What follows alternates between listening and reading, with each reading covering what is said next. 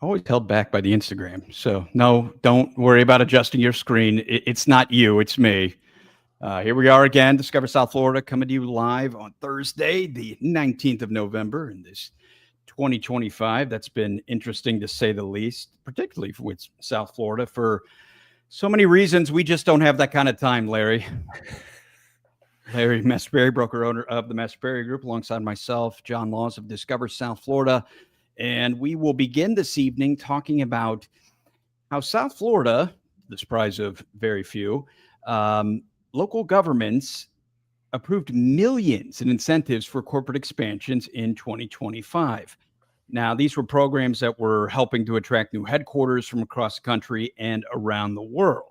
Not like they needed a whole lot of help in light of not having, state income tax and things of that nature. But Larry,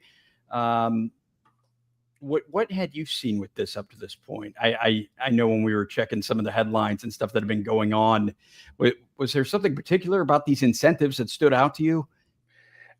I think it was just interesting to share with our audience a little bit about how this works, right? Just that was kind of my incentive or my reason for for throwing this topic in the list. Yeah, I felt it was interesting to just kind of see how the governments are working to bring more business down south, right? And I also thought it was interesting the companies that they were recruiting and what cities were, offering these incentives. Obviously, you have Miami making it happen, and they're always probably going to be doing that. That's it's a big area. They got a lot going on. But so they're always probably going to make this list. But there's cities like Boca Raton who are making an effort, much smaller cities, right? And so one of the top ones on the list for 2025 was BioStem Technologies, right? And we've talked about them a lot. Yeah, biomedical company, specializing in very specific BioStem Technologies produces innovative perinatal tissue-based allografts. If anybody understands what that is, I actually had to look that up. But it's more of like a stem cell type product, right? Which is interesting. So some cutting edge technology, right? So that's kind of neat. And it seems like the timing, the timing of it is especially good. I mean, yeah, obviously you always want to have cutting edge technology, businesses in your area, but in light of AI and all the things it brings to the table in terms of furthering developments in record time, this would seem like, this was almost like catching something, not necessarily at the dip, but getting on the wave right at the right time when, we could really see some explosive growth here. Yeah, I think this just demonstrates these are little deals, if you will. They're not they're big businesses, but there's a lot of these smaller, maybe under the radar companies that keep moving here, keep being incentivized to move here and strike deals with local municipalities to make it happen. And again, so BioStem, they've basically negotiated $300,000 in incentive. They've moved their headquarters to Boca Raton. That's 100 jobs at $81,000 average salary. That's basically the requirement, right? That's what if they hit that, they get the money, is typically how these things are structured for anybody who's curious. And they also, in order to get this incentive, they also agreed to spend $49.5 million on capital investment. They're probably planning to do that anyway, but this is part of how they pitch themselves to try to get some incentive from local government, right? So it's kind of interesting. 100 jobs coming here at an $81,000 average salary, which is good. And this is kind of what you want coming to the area, right? You want, higher wages, more technical careers, relocating that benefits real estate, that benefits local restaurants and businesses, right? And that's one on the list. And then here's another one, which I thought was interesting. Project Janus. And this is a medical device manufacturing company expanding in Miami-Dade under a confidential code name until formally announced. So Project Janus, top secret. It's a huge Janus. 1.6 million in incentives, 300 medical device manufacturing jobs. So 300 jobs, $67,000 average salary, and they were endorsed by the Beacon Council. So, so that's another one. ServiceNow was a big one. Yeah. Right. We've talked comment about from that. Peter Graffo here. Have you seen any Canadian companies looking to relocate to South Florida? Well, Peter, we're not going to spoil it all for you, but actually we have, and we're going to talk about that a little later. Yeah. So let's put a pin in that. Cool. Good question, Peter. Now. Yeah, $2 million from in incentives for ServiceNow. So big number. 800 plus jobs though. $170,000 average salary. Headquarters. But frankly, you kind of need. You know what I mean? Like this isn't the market that's necessarily the friendliest for blue collar work. I mean, that's a whole different conversation. But it is good to see that these higher wages, white collar type positions are the ones being filled here because it's hard to live here otherwise. Yeah, exactly. So, I mean, and this is only going to further drive up the demand for this product here. But again, you want, this is what you want, right? You want to entice businesses like this to relocate. They're going to spend $50 million in capital investment. And then you have another code name project called Project Apollo, 3.6 million in cash incentives. And they're building a data center facility in Miami-Dade, 75,000 square foot data center, 27 jobs at $80,000 average salary. They'll spend 150 million on capital improvements for the data center campus. So again, we're leaning tech. And now let's talk finance. Banco, I don't even know how to pronounce it. Santander, 5 million in incentives, 250 jobs, $115,000 average salary, retains 702 existing local jobs as well. So, and maybe it's just me, but I feel like to a certain extent, not just South Florida, but it seems like Florida in general have been much friendlier towards businesses and trying to attract them. I mean, naturally, you would think any area would want to do that. But when I constantly see that the headlines with all these corporate headquarters that are on paper based in Delaware because of all the corporate benefits, like moving out one after the other, I'm just kind of like, I wonder how much of that is being benefited by South Florida and Florida in general. I see so many companies going to Texas for the same reasons. Anyway, just a thought. And I think South Florida, like this is good because historically we've been retirement capital of the world, right? Yeah. We've been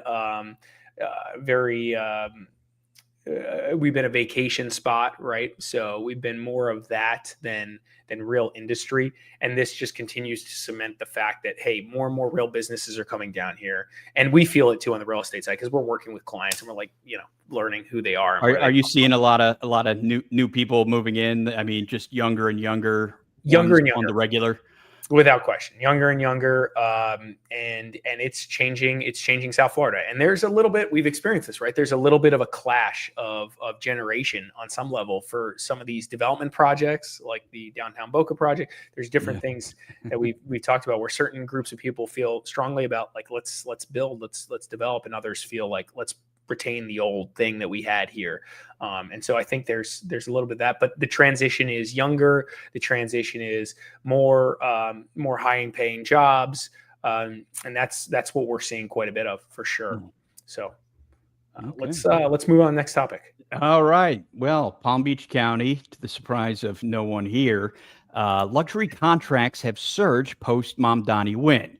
I say no surprise, but following the headlines, depending on who you listen to, it sounded like, I would assume the entire city of New York in the upper class would have moved out just based on, if you turn on the right channel, that, oh my God, everyone's gone, on and on and on. But now let's get down to the facts of it. And it sounds like there are actually some higher end folks that are on their way out of the Big Apple.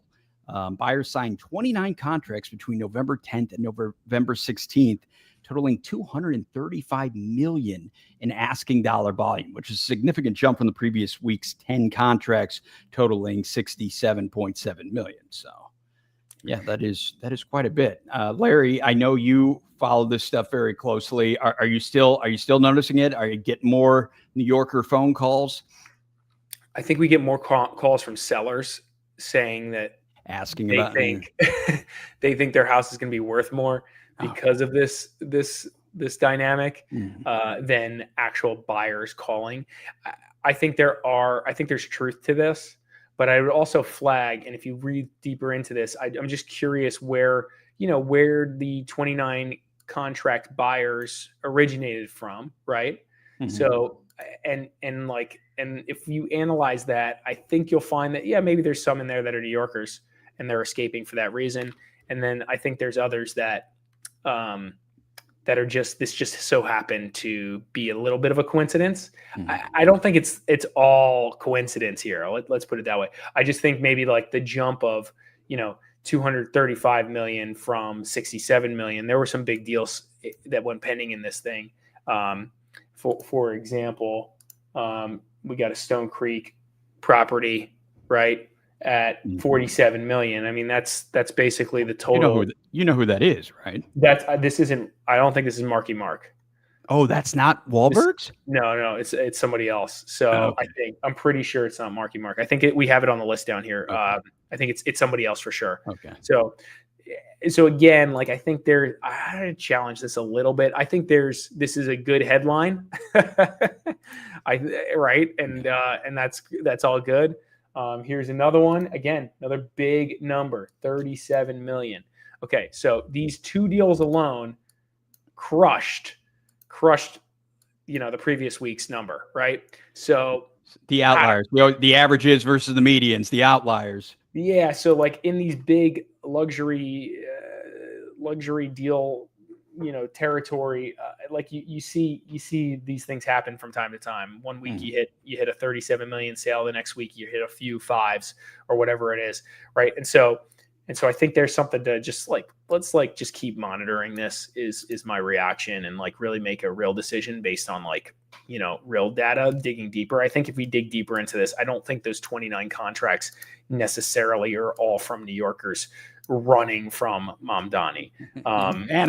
Panic. Yeah. And that's the thing too. It's like, and I have a number, I grew up in the Northeast. So like I have a number of friends that work in Manhattan. They make over $1 million, right? And so, and that's kind of the Mamdani threshold, right? 2% income tax on individuals earning over $1 million. That was his campaign promise, right? And so, and here's the thing, those friends of mine that make, over that $1 million target, they're not leaving because their job is there. Well, right. They have to work. And so like, and I've had a number of conversations. You and I talked about this before. It was like, get on a phone with a seller or a buyer from that wants to relocate in New York. And then they're telling me how they can't move because their business is there. And so it's like, I'm just so confused at what that means. Like that's an emotional overreaction maybe. So, do I think this helps motivate people to move to South Florida? Without question, right? Do I think that 20 out of the 29 contracts, there's a handful of New Yorkers? Probably, but therein lies the speculation. Like we don't know that stat, right? So I think there's questions. They say local agents report 50% more inquiries and 75% more luxury listing views from New Yorkers since the primary. So maybe this is a valid comment, right? I think this is all helps South Florida, and I'm pro helping South Florida. So do your thing, Mamdani, if you want. You're like, yay, socialism. Come on down if you don't want it. Yeah. I love this here. Palm Beach County's agencies launched Times Square billboards and mailed 500 relocation packets to NYC firms to capitalize on the surge. So whatever, we're trying to take advantage of the moment. I get it. So that's all good. Where was I going to show you? Yeah. So these two pending deals were massive deals, just massive deals that kind of trumped the previous week. What I found interesting here, this is what I was going to share, was this. This is this right here. If you read it, it's New Yorkers' population started to decline in 2017 and then plummeted during the pandemic, nearly half million residents between April 2020 and 2022, July 2022. Yeah. So, and you can see it here on the graph, right? It's just like net population change. 21, obviously bananas. But this was happening in 2017, well before. Now we have this spike, which is interesting. So is there reverse migration? Maybe there's some of that, right? There's probably some people that just left and, didn't have like this permanent residence down here, and they came, and then they went back, right? When things You just try it on, like it's like trying on a pair of shoes, I'm going to walk around in them a little bit here, see how it feels. And it's not, it's not for everybody. Yeah. Yeah. And what's funny too, I would just flag this too. I thought this was interesting. If you look at, Mamdani's like goal of, taxing people over $1 million, really in New York, $1 million is really like $500,000, right? Yeah. So like, I don't know, after taxes, really, it's like it's really if you look at it from the rest of the country, it's like, hey, he's taxing people over $500,000, which again, in New York, it costs a lot to live, it costs a lot to eat, all these things. Yes. So when you make $500,000, you really probably not. It's not like making $500,000 in, I don't know, even South Florida. It's not like making $500,000 in Orlando or Atlanta, So I think there's that's a little questionable about like, that target. Like, are you really taxing the rich? No, you're taxing the people that are grinding and working their ass off in the city, day in and day out, to make an income. So, but again, those people kind of can't leave. If you're making like $1 to $2 million a year in the city, you're probably very attached to the career you're in, and you're there because you have the career opportunity, right? Mm-hmm. So, like, again, I just find it hard to consider leaving. If you're like a remote business owner, then your residence isn't in New York, and you probably your primary residence probably already was relocated, Yeah. Well, at the end of the day, you can't let the facts get in the way of a good story. So, amen. All right. All right. So let's talk about a Canadian manufacturer who is choosing Boca Raton for its U.S. headquarters and factory. You may have heard of them, maybe you haven't. Essential Organic Mattress, which opened its first U.S. factory and U.S. headquarters in Boca Raton. The company purchased a 17,000 square foot industrial building at 6510 West Rogers Circle for just over $5.5 million. The site includes offices, showroom, and a manufacturing plant that can produce up to 1,000 mattresses a day. That's a lot of mattresses.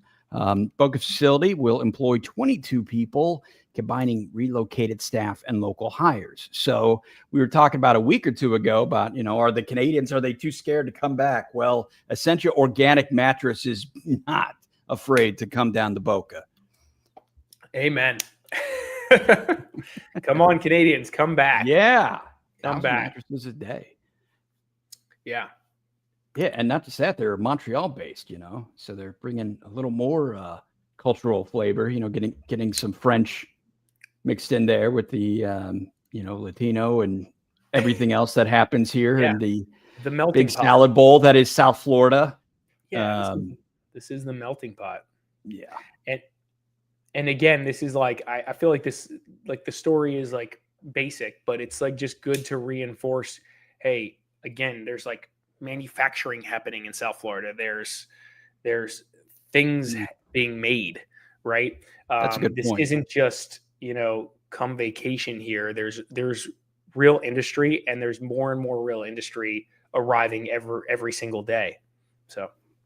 Yeah, no, but I mean, the manufacturing, you hit it right on the head. It's like, that's a problem in the U.S. in general. That's been one of the selling points of the current, president, and trying to bring those jobs back to America since, they've been made in Asia for, God, I feel like most of our lifetime. Right. Yeah. So no, that's a really good point. Peter says the economic situation in Canada resembles New York City: over-regulation, over-taxation. Yeah. Right. Yeah, so, that's what I've heard. And we've seen this when we work with certain clients relocating from Canada. A lot of the clients that have come recently, Peter, have been business owners that have been able to relocate their business out of Canada. Maybe they're like doing something tech wise. Maybe like one of our clients was a web developer and he relocated all his web development stuff south and now he lives here. Another guy was a big real estate guy and he was gradually figuring out how to get citizenship and come here. And I think he was, investing quite a bit in the US in order to get that type of visa or that type of citizenship. So that's what we're seeing more of. And I think New York it's an easy move from New York to Florida on some level. If you already were there, if you were already like getting taxed 50% or whatever the number is in total, you probably were already like, man, why am I not in Florida or why am I not in Texas or why am I not in Arizona? I think, substantially less, less difficult to operate in. So, yeah. And then we were talking about other recent manufacturing and industrial expansion in Palm Beach County. We got Gummy Works. We brought them up before, right? Yeah. And then there was another engineering. So Gummy Works has 100,000 square foot manufacturing facility for gummy supplements and candies, just for context, huge. And that's in West Palm. And they relocated from Mass. And then you had this engineering and industrial component company that moved to Delray Beach. I don't even know how to pronounce their name, so we're not going to do it unless John wants to take a stab at it. No, I was just looking at Gummy Works location. I was like, oh yeah, I know exactly where that is, just west of the airport. Yeah. And then so this company, 200 square feet, North American headquarters in Delray, expected to add 400 skilled jobs. And the company was originally from Switzerland. So, that's we're getting this. Interesting. Yeah. Switzerland. When the hell? Why would you leave Switzerland? It's gorgeous. I mean, it gets cold. In fact, fun fact, Larry, one of my college teammates was born and raised, I don't know, he grew up in Boca. He lives in Switzerland now. Oh, cool. Yeah. Cool. I've never been. All coming full circle. I haven't either. I've just seen like random stuff he posts and other friends have made a trip. I mean, it looks amazing. Yeah. But the weather's way better here. So, I mean, I won't lie to you. If I never saw snow again, I could care less. But that's just me. That's me too. And I'm good. All right. Who's also good? Stephen Ross. Not necessarily as the owner of the Miami Dolphins, but he does good business. And lo and behold, Related Group is at it again alongside 13th Floor as they plan to replace Aventura apartments with condos. Shocking. If there is waterfront to be had in South Florida, you can be sure condos are coming for you one way or the other. Back in January, they paid $82.5 million for the Arium Lincoln Point Apartments. If you're familiar with Aventura, 17900 Northeast 31st Court, replacing the 1991 rental complex with 2 condo towers, either 31 or 32 stories tall, depending on the final plans. That's big. Big. That's 32 stories. Jeez. They're not messing around. I'm trying to pull up actually the location so I can share it with everyone. But this is what they're supposed to look like while I'm trying to figure out where the heck this thing is. I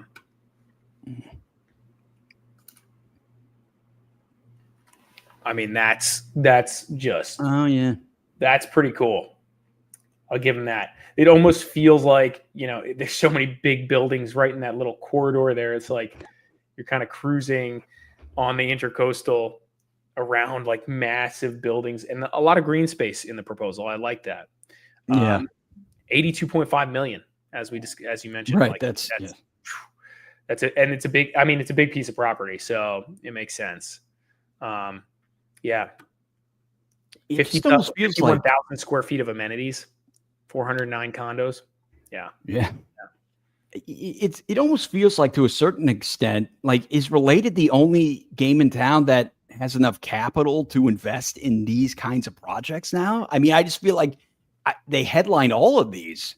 Yeah, they headline, but they're partnering. So like 13th Floor. So like these guys are always they're always diversifying their risk in certain deals. So I think I think there's probably, I mean, Miami's pretty competitive. There's a lot going on. You got Ken Griffin playing around down there, big billionaire, right? He just proposed a big project. Oh, I don't know if we'll probably talk about it next week, but tallest building in Florida, he just proposed. And so like, yeah, you got guys running around here, or companies, big firms running around here. But yeah, related is rocking. Related is rocking. That's for sure. It's like everywhere. I mean, we talk about Pompano, obviously with West Palm. I just feel like it's like a checklist of every single city along Palm Beach and Broward County, that's on the water. It's like, check. All right, we're building here. Check. All right, we're going here. I mean, man, it's like they're on a mission. Well, I think it's more like, hey, people keep showing up to buy these things at prices that really make us money. and I Clearly. think what you have here is you have the unique feature that you have so many international buyers running around, right? And I think we talked about this before, where it's like, hey, a good portion of these condo sales come from international buyers. So this is like the weird part of the Florida market where it's like, where are all these guys coming from? Are they going to keep coming? And what if they all stop? What's going to happen to this like luxury condo market? And again, it also feels like there's a level of speculation in these condos, right? Where that's what I was wondering. Where people are buying these things thinking they're going to crush it on the pre-sale front. So I just want to flag I was this for like everyone, and we'll see if this statement rings true, 2, 3, 4, 5 years from now. But I've been watching these buildings go up that Related has, and they're selling. And then these guys afterwards, after they're done, or right as they're done, a lot of them go back on the market, right? A lot of the buyers. I think we've talked about this. Yeah. Right. And we were at the W in Pompano, and they were saying, hey, this is where we think things trade. And they were claiming like, hey, this thing's pre-sold, this thing. They're kind of comparing comps with me. And like, I just quickly pulled it up because I had looked at it before I came, and I was just like, yeah, you're saying those numbers, but I'm looking at 30 active listings in said other building that we're comping. And like, I don't know, 30 active listings to me feels like kind of heavy. I know there's like a couple hundred, units or more in these other buildings, but like, I don't know, like 15% of the building for sale feels a little much for me. And again, it doesn't feel like they're moving, which is the other thing. Once these speculators have tried to resell recently. And so I know specifically clients that are getting jammed on this. They paid X and they think they're going to make $1 million or $500,000 and I don't think they're going to make any of it. So we've helped buyers buy stuff at below pre-sale prices in some cases. So let's just flag that for the future, John. We'll put that on record that I have my concerns about this luxury condo market. At some point, the party is going to end. Right. I'm pro build these big buildings. I think they're cool. Oh, yeah. I think they're making the community just like more updated. Get rid of these 1960s, 70s buildings. They're a little. It's a facelift for like the whole area. Really, they're a little depressing, right, to be in. But then these buildings are just epic and they're super cool. So like I'm pro get this done, build these things, but I have a feeling this demand profile that they've been underwriting isn't going to last forever. But hey, these guys are developers. This is what they do. They speculate. This is their game. They take this kind of risk. And over the past like 7 years, they haven't had the risk profile was different. I think the risk profile is higher now. So. Okay. Well, it's funny we talk about foreign investors because the next story here is about how new laws are reshaping Chinese investments in Florida real estate.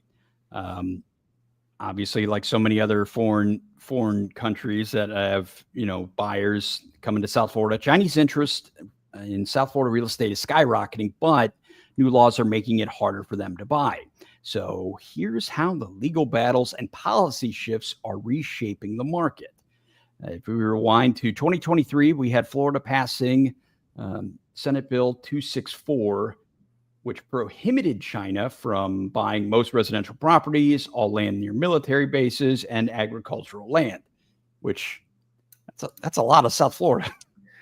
We did some on our other channel, Real Estate Market Watch. We did some videos on this, right? But the place right before a lot of these laws went into effect was in New Hampshire. Yeah. China bought it made it one of the, I guess, most valuable towns because of the level of interest from China buying up like all the land there. which is I'm super drawing weird. a blank on the name. Yeah, I'm drawing a blank on the name of the city now. But yeah, And they it's in bought New like Hampshire. large properties, industrial stuff. They were Yeah. just, and it just became this very awkward experience where there's like all these Chinese, right? Environment, not Chinese people, but like just Chinese investors, right? Right. Yeah. It was just this weird thing, or like, what's going on next? What's going on these properties? Like, why do they want these? What are they going to do with them? Right. It was this weird dynamic. And so, yeah, we were talking about that. So this law is meant to, prohibit or prevent some things like this happening. Right. So we don't end up with, Chinese spy balloons being built over these said South Florida properties. I mean, who knows? But right, exactly. I just find it funny that I feel like we're one of the only countries that we can allow our rivals and adversaries to buy whatever here, but we sure as hell aren't allowed to buy anything over there. It's like, why are we so nice to everybody? Yeah. It is kind of unique, right? So, let's talk about this. So this is like my whole thing. So there were only narrow exceptions, like one single residence up to 2 acres, and it had to be at least 5 miles from military installations. So this is an exception. So technically, if you're Chinese, per this document, the one single residence up to 2 acres, and it had to be at least 5 miles from military installations. This immediately created confusion for buyers, developers, and agents who suddenly had to verify person's citizenship, visa type, and domicile, something real estate professionals had never dealt with before. Yeah, this was kind of weird. I actually had been working with some Chinese citizens, and we were talking about this. So what happened here in 2024, the temporary pause sparks a buying rush. In February 2024, the 11th U.S. Circuit Court of Appeals issued a temporary injunction stopping Florida from enforcing the law until the legal challenge was reviewed. So the legal challenge, a temporary injunction was issued because the court believed Florida's foreign ownership law might violate federal rules that already govern foreign real estate purchases. The Chinese plaintiff argued that the law conflicted with federal authorities, discriminated against them based on nationality, and denied them fair treatment under the Constitution. Yep. So I remember when this went in. So 2 of them showed they would be harmed immediately if the law was enforced, since it could block their home purchases. The judges decided it was safer to pause the law of those buyers for those buyers until the case could be fully reviewed. The pause didn't cancel the law, but it created a brief opening where some Chinese buyers felt they had the chance to purchase property in Florida. During this period, Chinese interest in South Florida real estate surged, right? So that's kind of interesting. We didn't have as much of that in this like Palm Beach County market, but Miami is again very international. Mm-hmm. China jumped to the number one spot for international web searches. How interesting. Many Chinese buyers treated the pause as a last chance window, so they kind of flooded the market. And then mid-24-25, Chinese demand. During the window, interest from Chinese citizens didn't just increase online. Agents reported more calls, et cetera, et cetera. At the time, the U.S. housing market saw foreign buyer activity rise for the first time in 8 years. Foreign buyers purchased $56 billion worth of U.S. homes between April 24 and March of 25. Florida captured 21% of all international purchases, number one in the country for 16 years straight. But that's common, right? Like we're usually, again, this is something unique about Florida that everyone doesn't appreciate. We are number one in the country for 16 years straight for international purchases. And in this case, 21%. It's kind of bananas. Well, that timing is very interesting. That was right after the housing market crash, was it not? Well, this is 2025, but yeah, exactly. Right after or at the housing market crash, we've been open for international buyers for 16 years straight. Probably there was probably some wild cards going on there. Mm-hmm. So this is interesting. So now fast forward present day, November 2025, the court reinstates the restrictions On November 4th of 2025, the 11th Circuit Court issued its final decision. SB 264 is valid and enforceable. All right, DeSantis got a W on that one, right? Chinese citizen domicile in China are once again restricted from buying property in Florida. This ruling triggered several new challenges, of course. The problems Chinese buyers now face. Most Chinese nationals can no longer buy Florida property at all. The law is based on domicile, which is difficult to prove or disprove. Buyers must now show citizenship, visa type, U.S. residency documents, domicile history. Many buyers fear being denied at closing, even after going under contract. I get that because I still don't even entirely feel comfortable with this process, right? Properties purchased by Chinese citizens must be registered with the state, adding constant reporting requirements. The 5-mile restriction around military bases eliminate large parts of the state map. Corporate and trust structures may not solve the issues if they trace back to a restricted individual. So this is kind of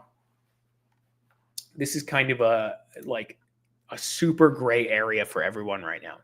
Because if you called me and as a Chinese citizen, and this has happened, like, hey, I want to buy, can we do this? And I've talked to title on this, like, hey, can these guys buy?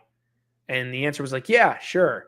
Right. It was just this weird sure thing. And it's like, they just have to register this thing. Right. Because most of what we do is like resi stuff. Right. So it's like in that window of like that gray area, but it's confusing. It's confusing on what needs to be done here. And I would make a bet this affects, purchases from these restricted countries quite a bit.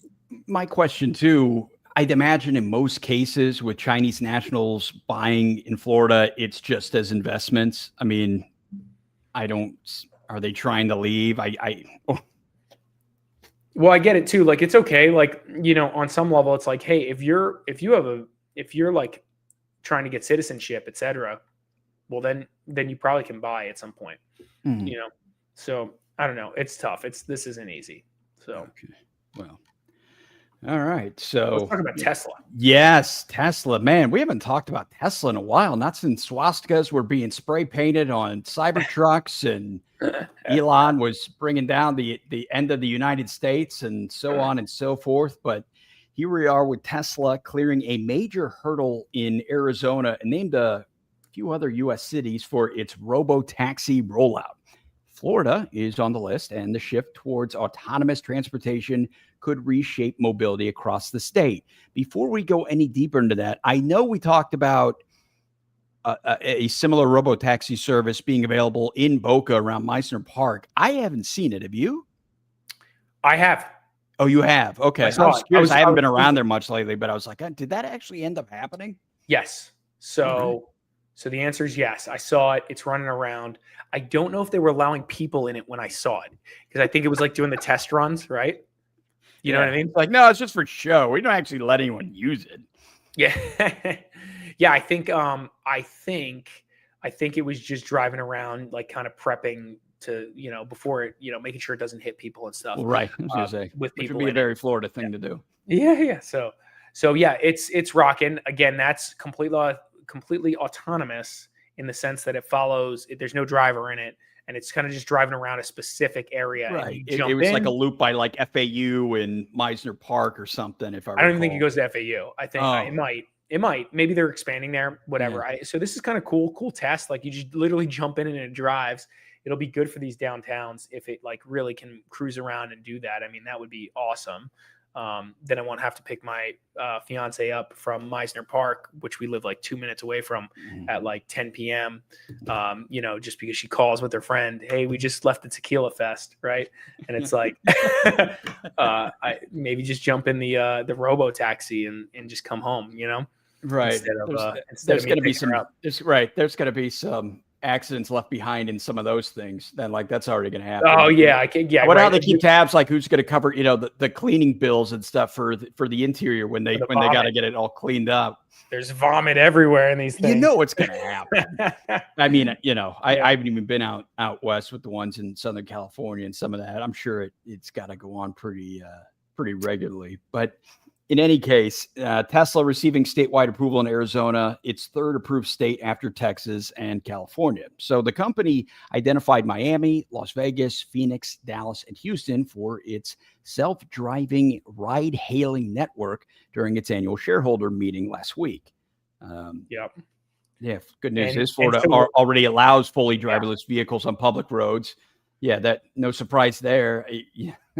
I'm sure I've seen them. It's usually somebody distracted on their phone and running me off the road, or God knows what else. There's a lot of driverless vehicles on the road right now. So this is interesting. So Waymo and Amazon, Zoox, or however you say it. That's a new one. I haven't seen Zoox.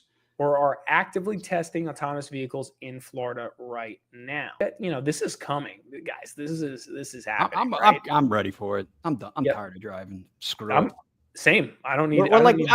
You do more multitasking than I do. It's like, it's just the way society has evolved, and we're doing so many damn things at one time. It makes sense. I really think it's time. It'll be interesting to see how parking situations change in downtown markets. Yes, they won't need as much as if they wouldn't build it anyway. That's a great point. So it's hey, if everybody's going to downtown and they're just using these autonomous things that just pick up and drop off everywhere, it's we don't need all this parking. Maybe. So yeah. What does this say here? As AVs scale nationwide, Florida's infrastructure growth patterns and transportation systems could change significantly. Exactly. Yep. So that's the big piece. Tesla is rapidly expanding its Robotaxi program after launching limited service in Texas, as you just mentioned. Yep. And so they're pushing hard here. This is cool. Florida will likely. I think Florida has a good. If you've been to other parts of the country, like where I grew up in New Jersey, there was potholes everywhere. You really had Atlanta to be really sharp. The worst when I saw, yeah, right. So terrible.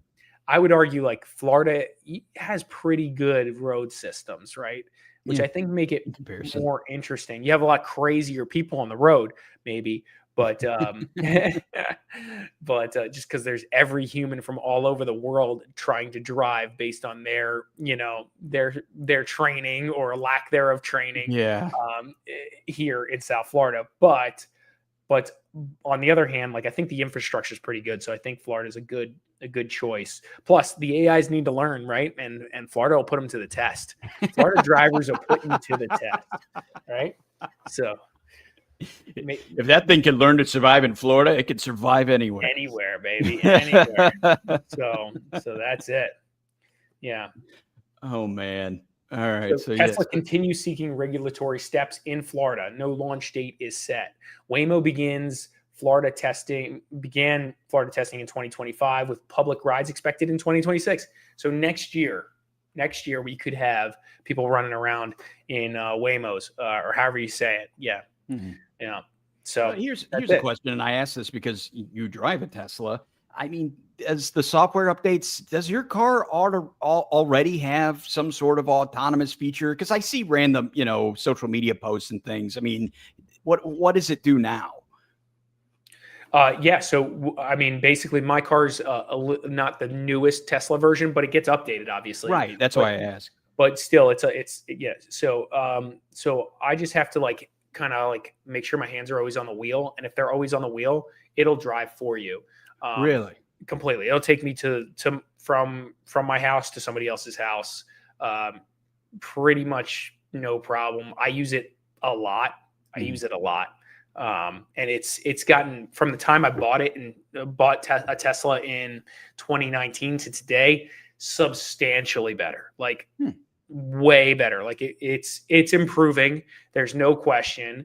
And I think I've listened to Elon Musk say this: to get real autonomous vehicles really driving on the road, you really need to solve the general AI salute problem, which is basically an AI that can basically act and operate like us, right? Oh, yeah. And so there's probably a lot more work to be done there, but now it seems like this thing's accelerating quite a bit, right? And so I think we got a few more years, at least maybe 5 more years before you're really this is ubiquitous. But I think or like you can buy a car and it's like, yeah, you don't even, it's going to drive for you, and you don't have to like hold the wheel guarantee, like, cause that's what it makes you do. It'll yell. I was going to say, isn't it sad that like even that, I'm like, God, I bet there's people who won't even hold the wheel. Like, do you have to be touching it? Or like, I'm picturing somebody with their forearms on the wheel, like texting. It's like, as long as it senses some sort of physical contact on it. So now the new Teslas, it looks at you, the camera looks at you. And if your eyes are looking down and not on the road, it knows and it pulls you out. And like it makes alarms and stuff. Yep. Yeah. Oh, this is interesting. Florida City's best prepared for autonomous vehicles. Jacksonville. Yeah. Runs the Navy or whatever autonomous shuttle system on a 3.5 mile downtown route. The first of its kind in U.S. public transit. Okay. Backed by a private 5G network integrated into official city transportation plans. Orlando. I can see Orlando being, that was actually that was the one I would have thought of. Not, I mean, hell, I hated driving in Orlando, but I was thinking like Disney World and, right around there. Yeah, so they're calling these out because there's literally companies operating in the area. So Orlando, home to SunTrax, a 475-acre dedicated AV and connected vehicle testing facility. Wow, that's kind of neat.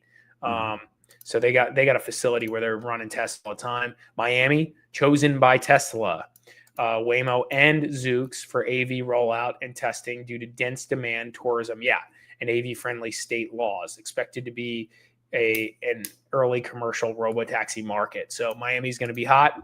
And we got Boca Raton here launching an autonomous MICA shuttle system service. This is the one we talked about, servicing downtown Meisner Park. And so yeah, they're working on that. It sounds like I can see this like being a big deal in Miami, right? And kind of being the thing to do in Miami, right? Like, yeah, you fly into Miami, you got to everything's a flex. Drive these things around, like get in these cars. You got to do that at least once. And then they say Tampa hosts one of the nation's largest connected vehicle pilot programs through THEA, giving the region advanced V2.1 vehicle infrastructure readiness, well positioned for AV deployments.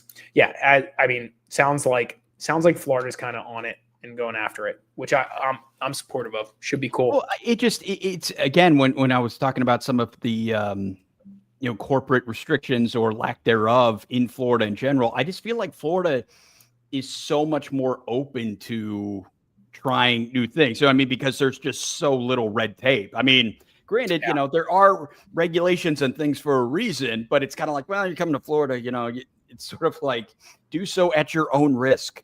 Yeah, totally. I'm okay with this. Also, we have a 7 Park Residences breaking ground in Hallandale Beach, $70 million condo project. It's also one of the most affordable new buildings coming to Broward County. I feel like have we talked about 7 Park Residences? I feel like we have. We may have before.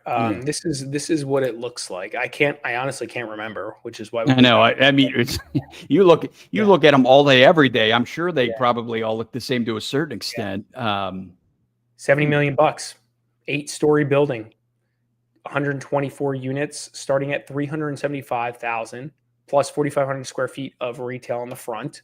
So this is like a affordable number, $375,000. Obviously, that's the starting price, and we'll probably quickly go up from there. I feel like this thing is going to sell pretty quickly. At $375,000 is kind of like, I mean, there's a lot of condos that are not nice for $250,000, right? I can see this being a price point that's real interesting. And completion is expected in 2027, with 40% of the units already pre-sold. So, by the way, when you hit 40% in Florida, typically that's the threshold where the lender gives you the money. And that's how it works. Lender gives you the money, you hit 40% or somewhere around that number, and then you can start construction. So these guys are going after it probably right now. And this is what's also interesting. The building allows short-term rentals, attracting both local buyers and international investors. That'll be an interesting one. That's not super common here for people who aren't from the area. Buying a Airbnb condo is not really a thing, right? So it's not a thing. Like most condo buildings and associations will not allow short-term rentals like that. They got to approve the tenant. That usually takes 20 to 30 days, right? These things don't really like kind of work together for short-term rentals. Plus, they usually have restrictions on how many times a year you can rent, how short of a rental period it can be. There's all these things. So, like, usually what we just say is if you're looking to, there's only a select few buildings that really allow this. Miami has a few more, and there's a few all over the place. The W in Pompano is going to be something like that, right? The W residences, we're right in downtown Pompano, so that'll be a unique one. This one will be unique as well, which will be interesting. Did the rise of businesses like, Airbnb, national brands making, the short-term rental service easier, did that play a large part in curbing short-term rentals in a lot of these buildings? I mean, was it, or has it always been a case of buildings trying to deter from having short-term rental opportunities? I'm just curious. Yeah, I think what we've seen is like, when it rolled out, people probably got away with it for a few minutes, and then the HOAs and the cities quickly like, no, we got to enforce our rules / laws. That's that, right? And so like they just like started. There's people that would just like put people in units, and then the HOA would finally find out, and then then they'd get fined or they'd have restrictions. It's not not simple. So yeah, okay, yeah. So that's what I would say to that. It's not a thing. Anybody who thinks they're gonna like get around the HOA or condo association, not in Florida. God, no. God, and the consequence of getting caught on that stuff in an association, like, listen, you gotta like deal with these people if you ever rent it again or if you ever sell it, and they're just gonna slow roll the whole freaking thing, man. And so they're just gonna make your life so painful that you speak like someone who's had to deal with this. Yeah, we've had clients that were just basically the condo was like, yeah, they tried some funny shit, so like we're just not going to allow them to do this. And then they were like, but that's illegal, and they were like, sue us. And then everybody was like, all right, we're not going to sue, we're just going to deal with it, right? And so it was just like that kind of like chicken game where it's like, right. I mean, time's on their side. They're not going anywhere. They don't care. And like, yeah, maybe they would just eventually do it if they actually got sued, because then the attorney would send the letter. They'd have to spend a few $1,000s, and maybe they'd eventually do it. But until then, you lost the tenant already because it took 4 weeks, 6 weeks, 8 weeks to respond, right? And now they want to sue for, hey, you made me lose my tenant. Well, go ahead, do that, right? And so like, there's just like this mess of like, and then by the way, again, you're living with these people. Yeah. Forget you're living with them, not maybe physically because you're going to rent the place out, but you're going to see them. Yeah, you got to deal with these people. They're all walking around. They're talking to your other tenants. They're going to tell the tenant that just moved in how much of a jerk you are. It's just like all bad. It's all bad. So I tell this to investors and everyone. I give this speech probably once or twice a week with people who call me on this stuff. Just like, don't do it. You want to do an Airbnb? Go on the Airbnb blog sites, figure out what cities are best, read all the nightmare stories from each city and what happened. And then let's talk, let's pick your strategy. Let's remove HOAs from the condo associations from the conversation completely. And then let's go. Let's just go. Right. And then let's do like very strict criteria to get it done.